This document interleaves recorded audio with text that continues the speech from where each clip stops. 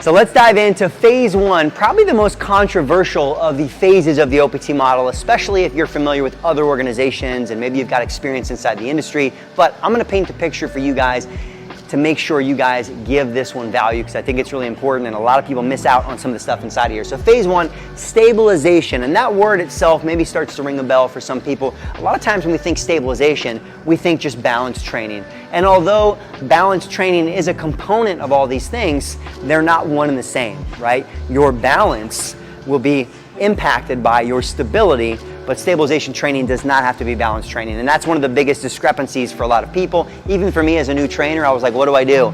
And the further you get into it, it's very simple, right? I'm gonna break it down for you guys. But here, our primary adaptations, and this is stuff you guys do need to know for the exam, and I think it's also how we apply these different phases of training. So adaptation-wise, what we're focused here inside of our first phase is we're trying to get people to become better movers, right? We're trying to get them to become more skilled in the gym.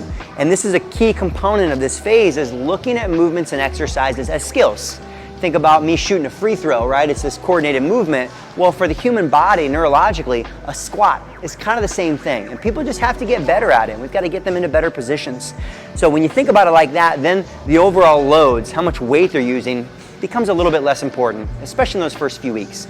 All right, so this is really valuable regardless, taking the weights down, getting people moving better. So our major adaptations we're looking for, mobility and flexibility.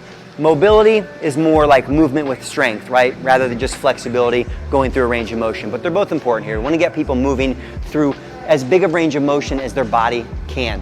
Then from here, also core and joint stability. Right? That's why early on for a lot of clients, just generally understanding how to engage all the muscles that attach to the hips and the pelvis.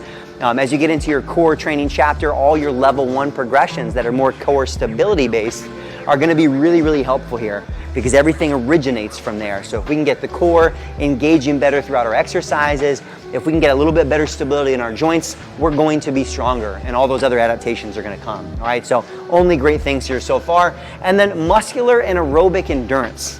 All right, now this OPT model, I'm going to talk to you guys in this video mostly in regards to resistance training. As you get into the other variables of training, flexibility, SAQ, plyometric core, you'll see the OPT model is applied to all of those as well, especially also aerobic adaptations.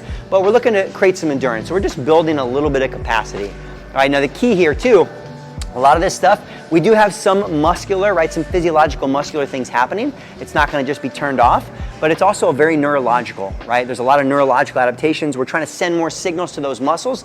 Just get practice reps in of the exercises. That's one great way to think about it, all right? A lot of neurological adaptations that are happening here. As far as methods of progression, like inside of those 4 to 6 weeks, or even as I cycle back to stabilization for a client I've been working with for a while, how do I progress inside of that? All right, one method that NASM talks about is proprioceptive progressions, right? You know, enhancing the proprioceptive environment. Now that's where a lot of people go straight to thinking, right, go on a single leg. And although there is some truth to that, if I go from 2 legs to 1 leg, it is more proprioceptively demanding, right? My body's got to decipher more information. I've got to figure out what to do with it to maintain position. But my simple application for you guys is think about a lot of your movements, your squats, your lunges, your pushing, your pulling, all the things that people are going to need to do. And can we create slightly less stable positions, all right? Even within our squat, for example, all right? Rather than going to squatting on a Bosu ball, which truthfully is probably not the best move for a lot of people early on in their training. And that's why a lot of people have some issues with stabilization. But just think about, all right, maybe I should do a little bit more split stance, maybe doing a little bit more lunge position where it is slightly less stable, right? I'm gonna have to work on a little bit more balance and stability. And for a lot of new people, it's a great way to progress because single leg stuff's gonna be harder. So that's my simple application, is just thinking about not going straight to single leg, not going straight to balance training, but little micro changes in how stable my position is. And we can cover that in some other videos, but you wanna increase that proprioceptive demand. One key variable here for you guys too is, remember, as we get to our cute variables here, your actual tempo has a lot to do with proprioception as well, right? So increasing speed as we go along will actually be a challenge to proprioception. That's why we slow things down. All right, so proprioceptive progressions. And then also the other thing they talk about in here is making sure we master our movement patterns, like I mentioned, pushing, pulling, squatting, lunging, before we get to more movement complexity.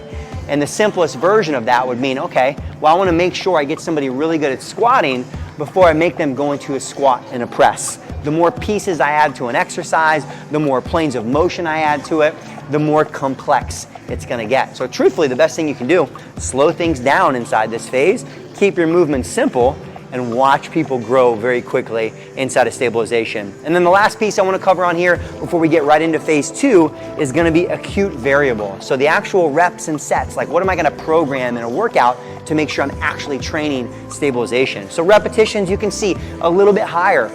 This is actually going to end up being the same for your endurance phase that comes next as well, 12 to 20. Right? So if you know you're doing 12 to 20 repetitions, it's gonna have to be slightly lower loads, all right? Doesn't mean it's gonna be easy though, because as we start to look at the tempos, anyone who's truly done the 4-2-1 tempo in here knows that it's brutal, all right? It's brutal, it's challenging. All right, so repetitions 12 to 20, sets 1 to 3. And I would really advise you guys early on with someone, 1 to 2 might be good, right? You might do 1 set of teaching them, 1 to 2 sets of really executing, and then move on. Otherwise, with that slow tempo, it's really easy to create a lot of muscle soreness for clients inside of this phase. Tempo, right? Key variable here, 4, 2, 1, 1. Now, we gotta make sure we understand how to read tempo. The first one is your eccentric, right? That's gonna be your muscle lengthening, where in our squat that I'll give you guys lowering. We're gonna have a 2-second isometric at end range.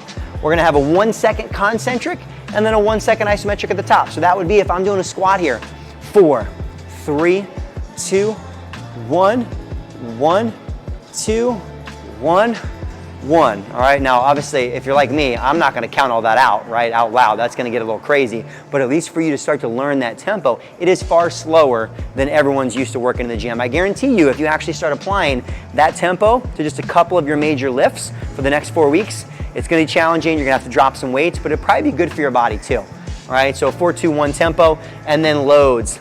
50 to 70% of your 1 rep max. Now that's if you did a 1 rep max. I'll tell you truthfully, right, I've been training for 16 years. I haven't done a 1 rep max with clients for probably the last 10.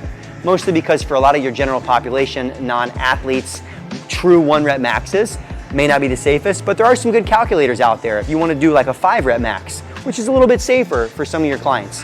All right, so either way, you can see we're working with slightly lower loads there. Even if you want to work on like an RPE scale, like 0 to 10, 10 being I'm working so hard, there's ways to kind of fine tune and make sure, because we still want to have a challenge, right? By the time I'm done with 12 to 20 reps at that tempo, it should be challenging. If not, then that's going to be the progression. I might need to increase my load to make sure that I fit in there. All right, so these are the variables you guys need to know for stabilization. Probably one of the most well-known phases for NASM.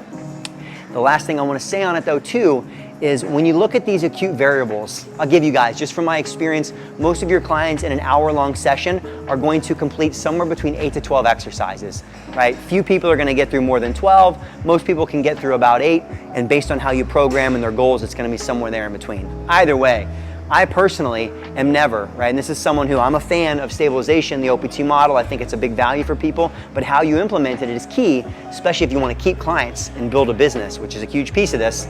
I'm not going to do all 8 to 12 exercises at these exact things, right? Meaning, if I'm going through 8 exercises at 4-2-1 tempo, not only might I not have time to get through it for multiple sets, but it might be really boring, right?